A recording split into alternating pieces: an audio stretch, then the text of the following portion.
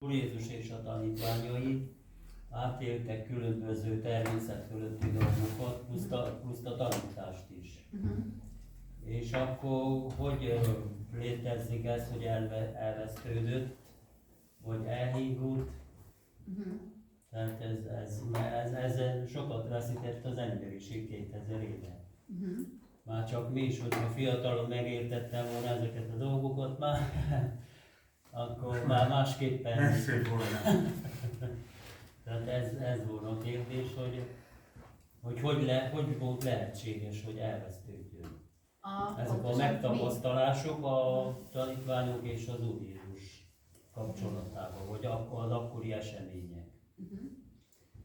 That Jesus Christ and his followers have had so many transcendental experiences, and it seems like it's lost.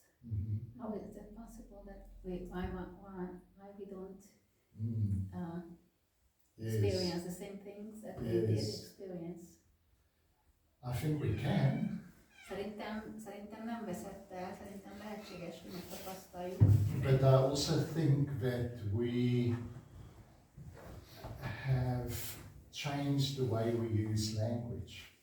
Azt is gondolom, hogy másképpen használjuk most a nyelvet.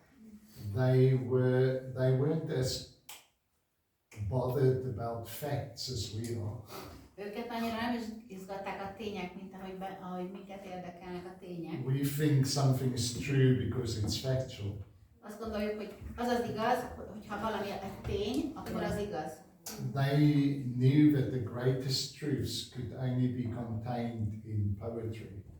Ők tudták, hogy a legnagyobb, az igazság, az csak a költészeten keresztül írható le. So for instance, when I told the story of my experience on the mountain, amikor meséltem nektek az élményemről a hegy tetején, maybe if I wrote it down, people will think that I really saw the multitudes of all ages joining me. Hát, hogy olvassák az emberek, azt mondták volna, hogy ott velem valóban igazából jelen voltak a felmenőim ott a hegyen, ott megjelentek. And that would be a misinterpretation. De ez egy félreértelmezés lenne. I think their presence was more real than what I could see. Viszont hadd mondjam azt, hogy az ő jelenlétük a számomra sokkal valóságosabb volt, mintha csak láttam volna őket. So I'm trying to find language to communicate an experience that was very deep. Tehát így próbáltam nektek elmondani egy olyan élményt, ami nagyon-nagyon mély volt, és egy nyelven leírni. Yeah, so I think I'm convinced that what they experienced is available to us. Én ezt teljesen meg vagyok róla győződve, hogy amit ők megéltek, amit megtapasztaltak, az nekünk is lehetséges. Maybe we've just become too technical in the way we describe things, too dry. Igen, lehet, hogy csak szárazakká váltunk, ahogy leírjuk a dolgainkat. And if we appreciate the beauty of our experience and we try and find language that's more poetic, it will sound just as wonderful as what they experienced. Lehet, hogyha elkezdjük leírni egy sokkal költői módon mindazt, amit tapasztalunk, akkor akik olvassák, azok azt gondolják, hogy ugyanazt tapasztaljuk, mint amit ők tapasztalják. Do you want to add something that I understand your question? Szeretnék viszont jobban megérteni téged. Tudsz még mondani ezzel kapcsolatban? Hát szóval én hiszem, hogy a mai nap is létezik, és ott úgy meg tudjuk tapasztalni, de nekem az, hogy lehetett, hogy így ez a 2000 év alatt, hogy mind más hallottunk. Jó, most mi csak 50 éve, de akik éltek azelőtt. Tehát nem azt a tanítást hallották, amit Jézus átadott, vagy nem azokat élték át, amit Jézus átadott tanítványaival. Hát pont az értelmezés miért, nem? Nem értem. Bocsánat, ne haragudj, én szeretnék megérteni. Mondjad el még egyszer, csak le tudjam fordítani. Tehát, hogy ez az Úr Jézustól mostanáig 2000 év alatt a történelem mást mond, vagy más van leírva, amik történtek. Mint az első szakaszban az Úr Jézus a tanítványai. Tehát azelőtt, azután mint más mond a történelem, mint hogyha az folytatódott volna az a korszak. It seems like that era, that doesn't have a continuation up today. Like the past 2000 years is not the same story that was happening then. That was started by Jesus. Yeah. It got disconnected. That's And that we are discovering now again what should have been continued. And how was it possible that for so long of a time Yes. it got disconnected and lost? Yes. Yeah. It reminds me of something that Jesus said when he said that this message is like leaven that's put in bread. Azt jutott eszembe, amit Jézus arról mondott, hogy olyan, mint a kenyérbe rejtett kovász. And the leaven spreads through the whole bread. Takes a Az a long pici time. kovász ugye az egész tésztát megkeleszti egy bizonyos idő alatt. I think for thousands of years before Christ there was a story that we repeated.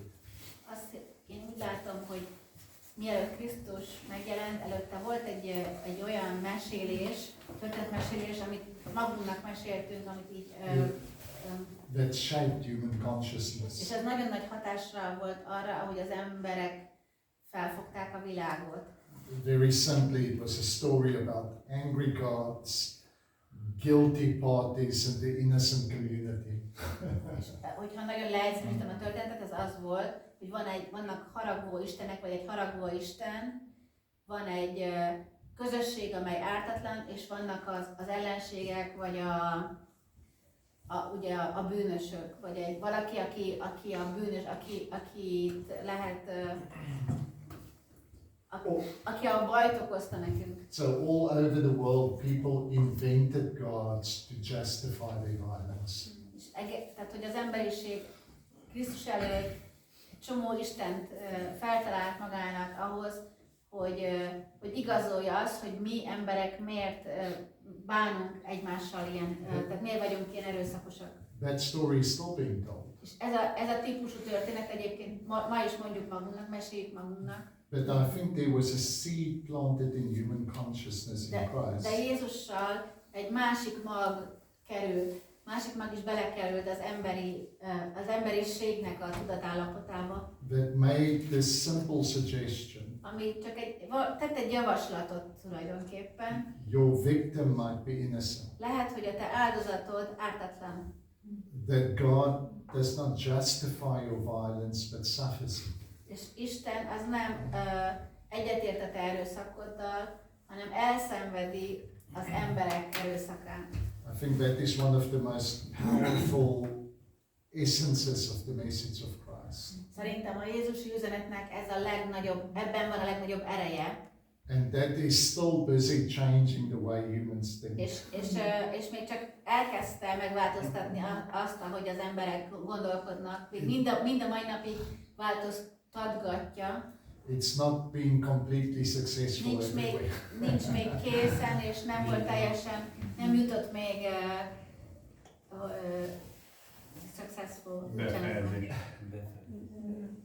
Nem volt sikeres, úgymond még nem sikeres, nem jutott el hozzánk ez az üzenet teljességében sikerrel. Yeah, but we trust it keeps on growing. De ez növekszik. Yeah. Volna nekem egy kérdésem, annál, hogy nem tudom, főtegye mindegy, de gondolkoztam rajta, hogy az első felébe is meg volt kérdezve, hogy mi az igazság, mikor most kezdtünk neki, hogy akkor is meg volt kérdezve, hogy mi kíváncsi vagyunk, hogy mi a valóságos igazság. Na hát kaptam választ bizonyos, mely körbe volt írva itt az egész előadáson, körbe volt írva az igazság, de vagy meg volt válaszolva az, hogy mi az igazság, vagy tényleg mi az igazság. Ezt foglalkoztatott egész régen, meg kaptam bizonyos válaszokat, de nem konkrétan, hogy mi az igazság. Akkor mi az igazság? Can you tell us? Hát kíváncsi vagyok. What is the truth? I mean, you've been talking about it. It seems like I got some kind of an answer what is truth, but can you tell us what is truth? Yes, I can. Igen, meg tudom mondani. It's a reality that doesn't fit in language. Az egy olyan, az igazság, az a valóság, ami nyelvvel nem írható le. Szavakban nem önthető. And our language should always be Én is just erre gondoltam. I thought so too. So when Christ says, "I am the truth," yes, is that the answer? It fits into yes. incarnation. It fits into incarnation. And that's so beautiful because Amikor Jézus azt mondja, hogy én vagyok az igazság, akkor ugye ott egy megtestesült, a inkarnációról beszélünk. Több az igazság, mint amit ki lehet mondani egy szó. yeah. So truth is a lot more than can be expressed by language. Yes, I think language has got incredible value and beauty. Nagyon csodálom a nyelvet, nagyon szép az emberi nyelv, és nagyon értékes. When it draws us and seduces us, I want to use as strong a word as I can. Amikor vonz bennünket, mint hogyha udvarolgatna nekünk, vagy elcsábítana bennünket. To come and experience this reality. És direkt használom ezt az elcsábítani szót, hogy azért, hogy meghívjon bennünket egy tapasztalásba. But the intimacy itself will always explode and break our language down. De maga a bensőséges dolog, az az intimitás, ami a valóságban van, it will do what? The intimacy itself will always be more than our concepts. De ez maga sokkal több lesz mindig, mint a mi elgondolásaink vagy koncepcióink. Yeah. I think though that the idea, and Genevieve translated it, but I think it was here, the idea of a disconnect. And it's interesting, I heard you begin with this idea of what is God missing? Yes. Infinite God is missing the finite. So we could read the whole creation story as the expression of the infinite. Within the finite, it's a relationship. Adam and Eve, it's relationship. It's not a framework necessarily as it is this balance. Yeah. You talked about the left and the right brain and the disconnect as well, and we see something there. But then something interesting, we talked about the left brain serving the right brain. This is health, this is balance. And we see this in a way in our relationship with God. There's this serving that happens of the finite to the infinite. But is there somewhere this disconnect? Because if we read through the story that God gives us, whatever the interpretation, but as we read through it, it's clear that the frameworks increase. Yes. They increase to the point of Christ, which, maybe Christ becomes the framework. This is how he is the framework. So all of a sudden, you just said this too, in your centered prayer, you lose the habit of yourself.